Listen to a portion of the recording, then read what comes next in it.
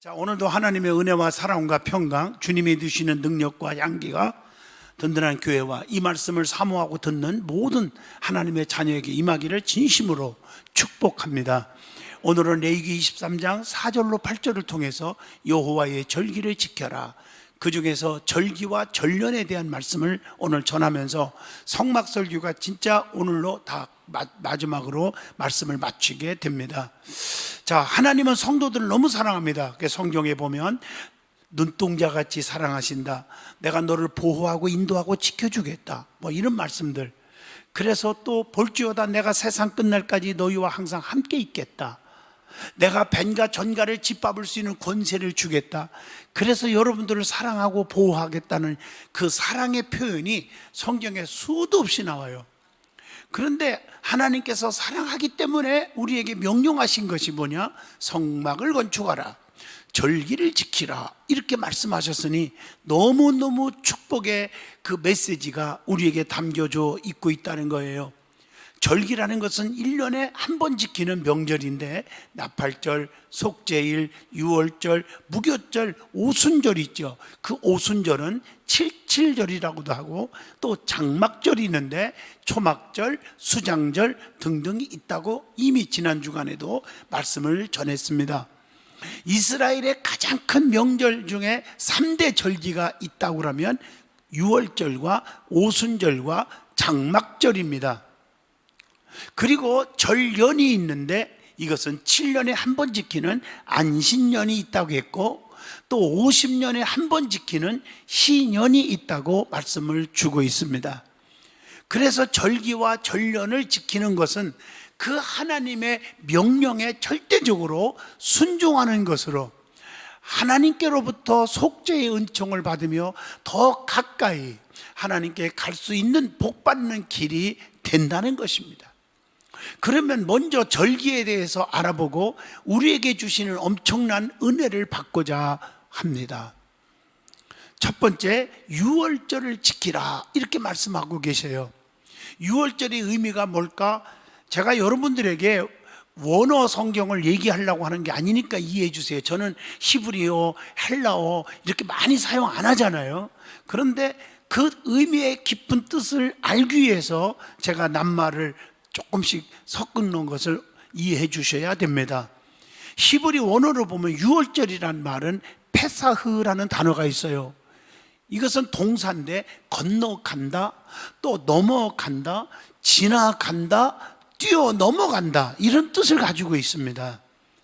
여러분 아시다시피 출애굽할 때 이스라엘 백성들이 장자의 재앙에서 다 죽어가지만 문설주의 양의 피를 발라 그 안에 들어온 자기 백성들에게는 구원해 줬잖아요.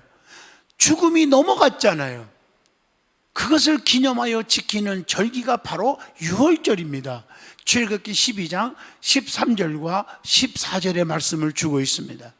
유월절의 기원을 말한다고 하면 이스라엘 백성들이 출애굽하기 전날 밤부터 기원된 것입니다.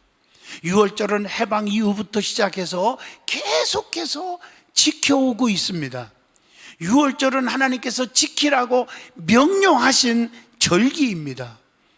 예수님께서도 이 절기를 지키셨고 신약시대에 와서도 유월절은 계속해서 지켜졌습니다. 예수님께서 십자가에 피 흘려 죽으심으로 유월절은 완성되었다는 것입니다. 그래서 신약시대에는 주님의 순환과 주님의 십자가의 죽음으로 유월절을 순환주간으로 변경하게 되기도 했습니다. 그러면 어떻게 유월절을 지켜야 합니까? 자, 출애굽기 12장 5절에 보면 흠없는 1년 된 것으로 하라, 이렇게 구체적으로 가르쳐 줍니다. 이것은 예수 그리스도께서 흠도 없고 점도 없고 티도 없는 완전하신 깨끗하신 분이심을 예표하고 있는 것입니다. 그렇기 때문에 예수님은 우리의 속죄 제물로 부족함이 없는 분이신 줄로 믿습니다.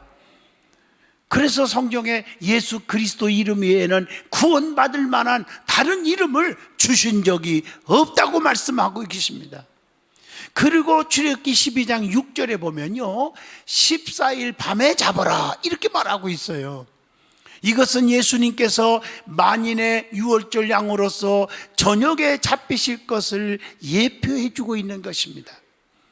그리고 출애굽기 12장 7절에 보면 그 피를 양을 먹을 집 좌우 문설주와 임방에 바르고 이렇게 말하고 있어요. 이것은 예수님이 십자가에 못 박혀 죽으실 때 그 피가 흘러서 나무에 이렇게 흘러내릴 것을 예표해 주고 있는 것입니다. 그리고 양의 피를 바름으로 인해서 장자 죽음의 재앙으로부터 죽지 않고 넘어갔잖아요. 유월했다는 거예요. 보호함을 받은 것처럼 예수님의 보혈이 우리를 죄악에서 보호하사 구원해 주신다고 하는 영적인 의미를 주고 있습니다.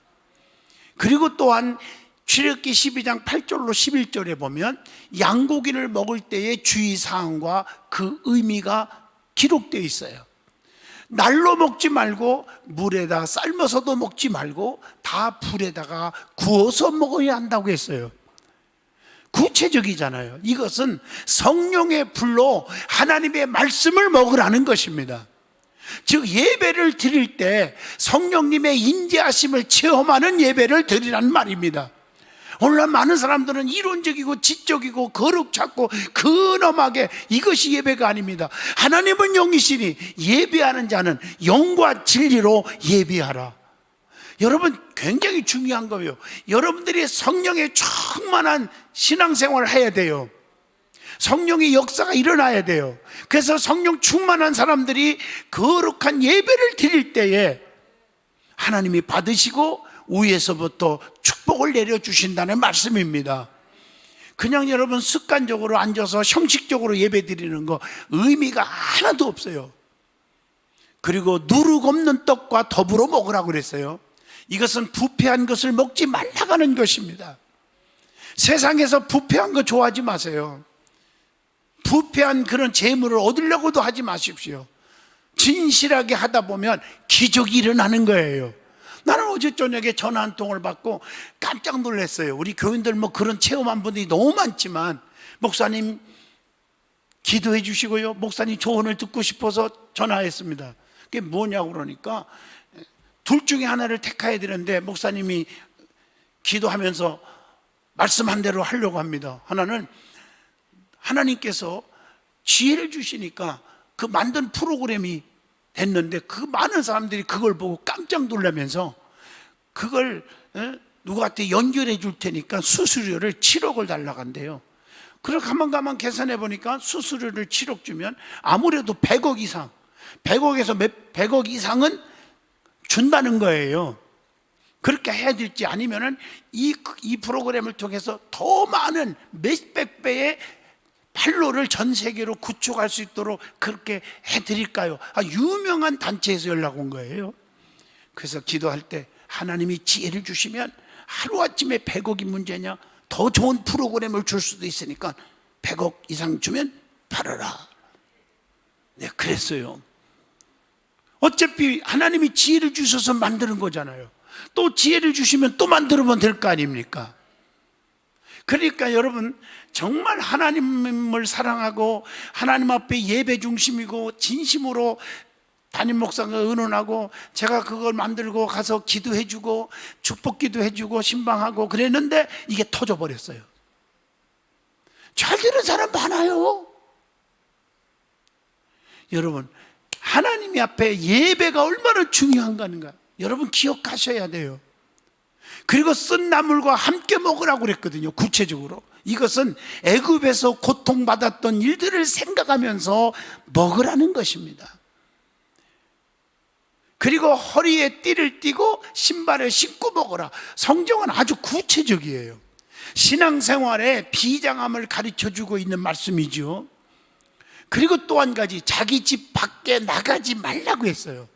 보혈의 은총을 떠나서는 안 되고 양의 무리를 떠나서는 안 된다는 것입니다.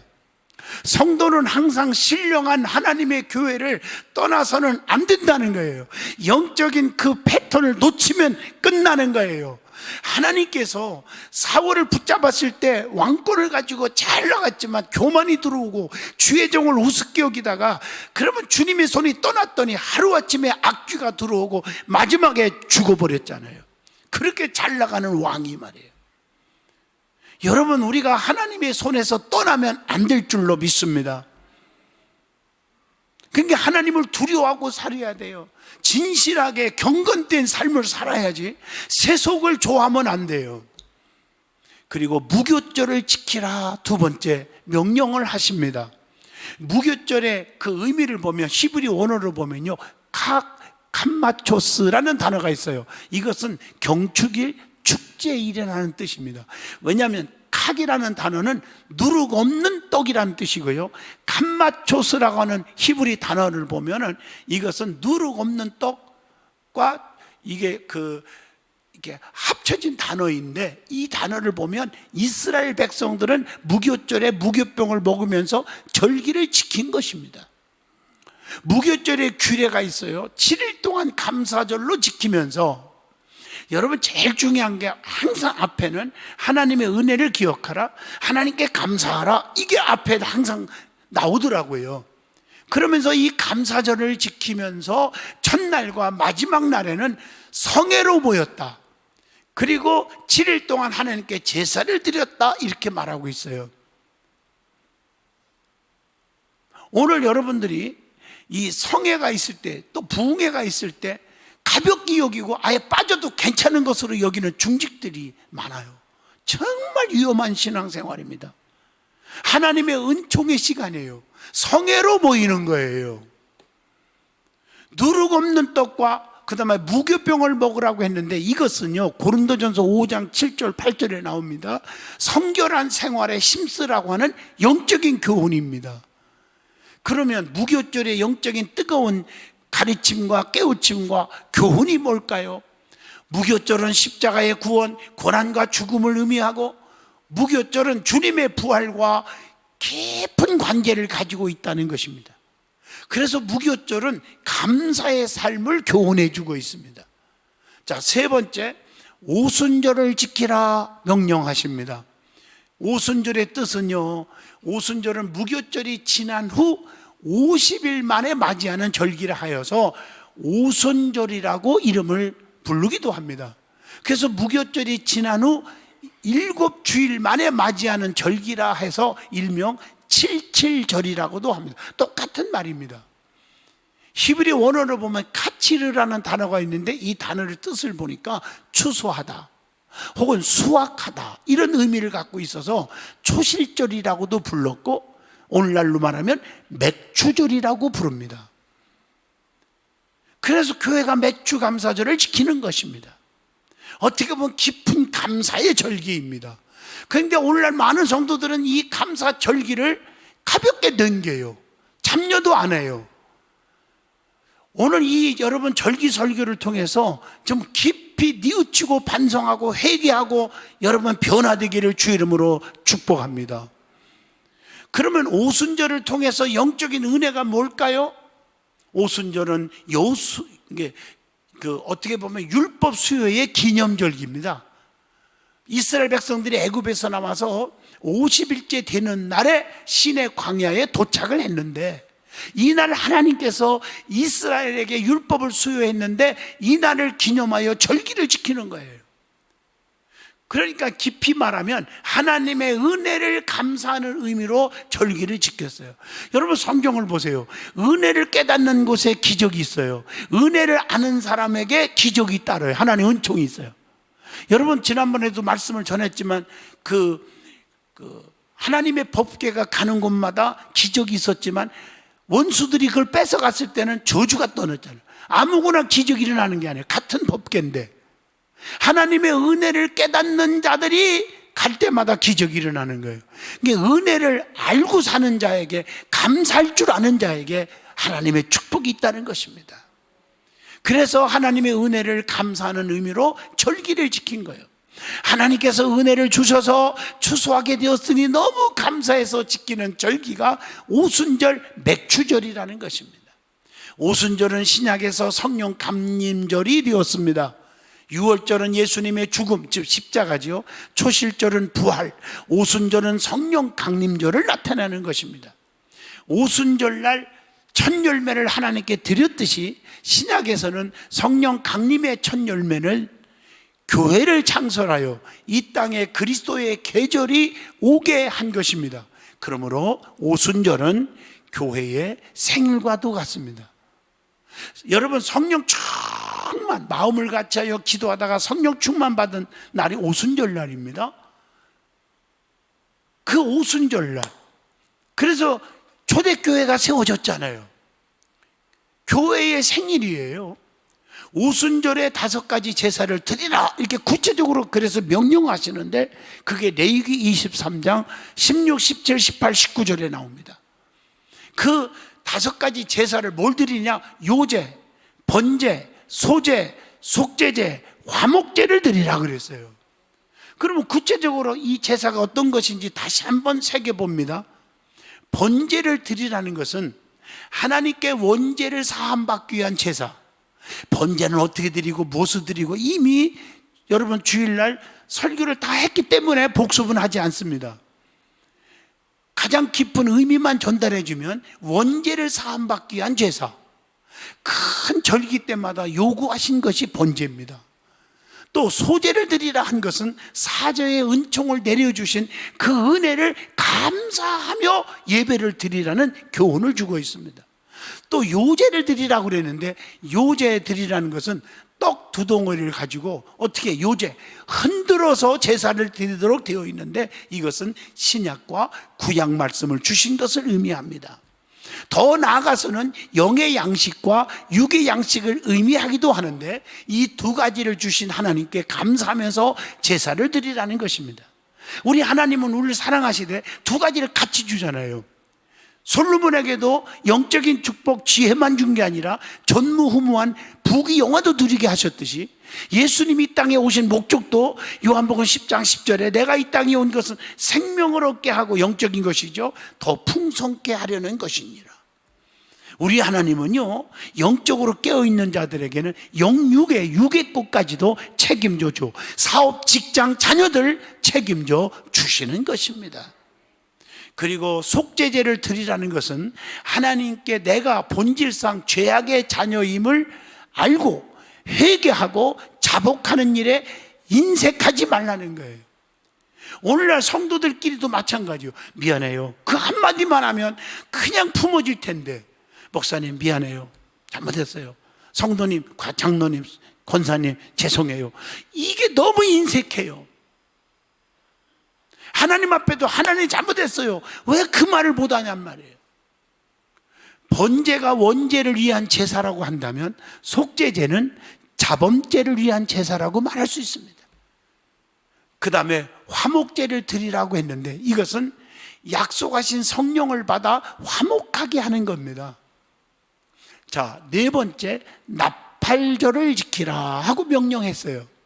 이 나팔절은 히브리 원어로 보면 나팔절은 욤 트로아흐라는 단어가 있는데, 기쁘게 소리를 지른다, 이런 뜻입니다. 이 절기는 나팔을 사용해서 백성들을 모으고 나팔을 불어서 절기를 지키는 제사입니다. 그래서 나팔절이라고 해요. 하나님의 구원의 은혜와 축복에 너무 감사해서 기뻐 소리 지르면서 나팔을 부르는 절기가 나팔절입니다. 이스라엘 민족에게는 나팔이 2 종류가 있죠. 하나는 양각 나팔이 있어요. 여러분 들어보셨어요. 여호수아 6장 4절에 동물의 뿔로 만들어졌고, 종교 행사 또는 하나님께서 명한 절기 때마다 양각 나팔을 불게 했어요. 그리고 민수기 10장 2절 보면 은나팔이 있어요. 은나팔, 이것은 국가 행사나 일반 소집할 때 사용을 했다고 그래요. 그런데 나팔절을 지키는 방법이 구체적으로 기록되어 있는데, 77절에 지켰는데 이날은 신년 첫째 날이라 그랬거든요. 이른 아침부터 새벽부터 저녁 해질 때까지 나팔 소리가 이스라엘 땅 전체에 울려 퍼지는 것입니다. 빰빠밤빰빰 빰빠빰 퍼져야 돼요. 요즘 너무 내가 가슴 아픈 게, 세상이 왜 이렇게 돼가나? 이러면 나라가 끝나는데 걱정스러운 게 있어요. 이 주님이 오실 날이 얼마나 이거보다 깊은 날이 어디 있는데 캐롤송이 안 나와요. 기독교 방송, 극동 방송에만 나와요. 어디든지 나오지를 않아요. 백화점에 가도 캐롤송이 없어. 들어가다가 속상해서 여보 나와 가기가 싫어요. 성탄절이 가까웠는데도 트리가 없어. 가기가 싫어요. 우리 교회는 트리가 있어요. 자꾸 나와요. 이때 아멘이 소풍 가셨나요? 나팔 소리가 있어야 할 거 아니에요. 이 날은 안식일로 지켰습니다. 이 날은 아무 노동도 하지 않았습니다. 오직 하나님께 예배하며 제사하는 일로 전념했다는 거예요. 성회로 모여 또 화제를 드렸다고 그러는데 나팔만 부른 것이 아니라 번제, 소제, 속제제를 드려 하나님께 감사드리고 새해를 맞이했습니다. 이제 2023년도 새해를 맞을 준비할 때 절기의 은혜를 입으시기를 축복합니다. 율법책을 낭독하고 하나님 말씀을 낭독하고 하나님 앞에 회개하고 경배하는 일을 했어요. 그래서 송구 영신 예배도 오늘날 너무 중요한 예배라는 거예요. 송구 영신 예배 때 우리 교회 보면 꽉 차잖아요. 너무 감사한 일이에요. 하나님 앞에서 율법의 말씀을 듣고 회개하며 말씀대로 살 것을 굳게 결심하면서 경배를 한 것입니다.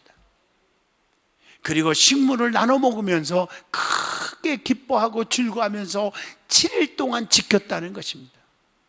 하나님의 은혜에 너무 감사하면서 사랑하는 형제 자매끼리 모여서 나눠 먹으며 즐거워하며 절기를 지킨 것처럼 성도들은 성도 사이에 믿음의 뜨거운 교제가 매우 중요한 줄로 믿습니다.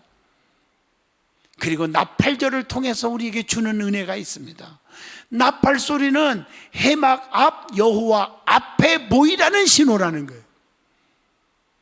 마지막 나팔 소리가 있습니다. 재림의 나팔 소리가 있습니다. 주님의 재림 때 택한 백성들을 모을 때 부르는 거죠. 여러분, 이게 마태복음 24장 31절 같이 봅니다.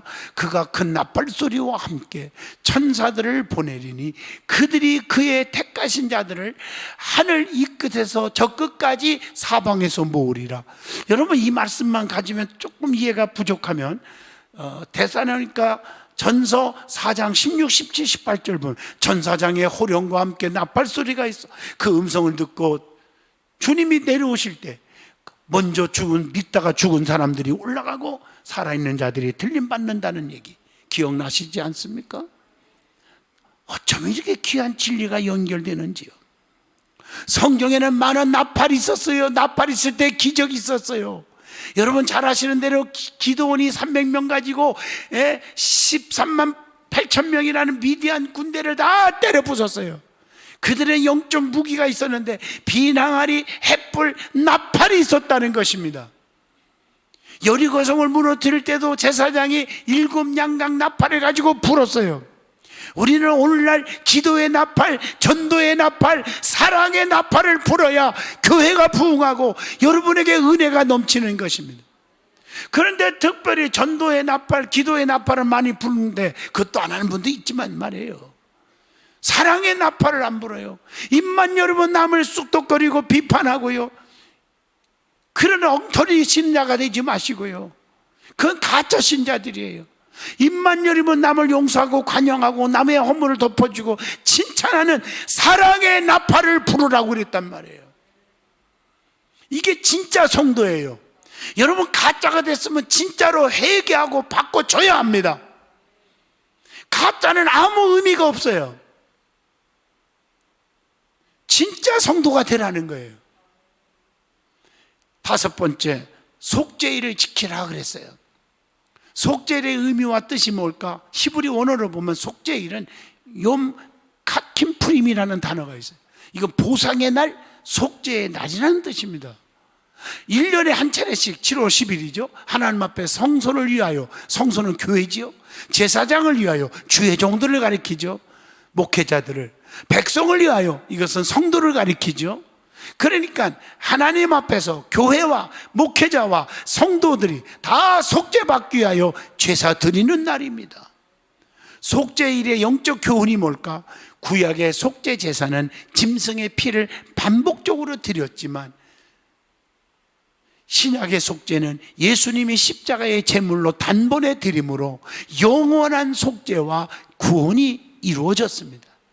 로마서 5장 10절에 보면 예수님의 희생제물로 하나님과 우리 사이에 화해를 이루게 하셨다고 했어요. 1년에 한 차례씩 하나님 앞에 철저하게 회개하는 기간을 우리도 가져야 합니다. 여섯 번째, 초막절을 지키라 명령을 하셨어요. 초막절의 뜻이 뭘까요? 각 하스코트라는 단어가 있어요. 좀 어려운 단어 같지만 초막절, 장막절이라는 뜻입니다. 나뭇가지를 꺾어서 만든 집이므로 초막절, 장막절이라고 부르기도 했고요. 농사 지은 모든 곡식을 거둬서 저장하고 지키는 절기이므로 수장절이라고도 합니다. 자, 추수감사절로 지키는 절기이기도 합니다. 그래서 여러분 1년에 총 결산하면서 감사드리는 추수감사절기가 얼마나 귀한지 아십니까? 너무 가볍게 절기를 넘어가는 분들이 상당수가 있습니다. 초막절을 지키는 이유가 뭘까요?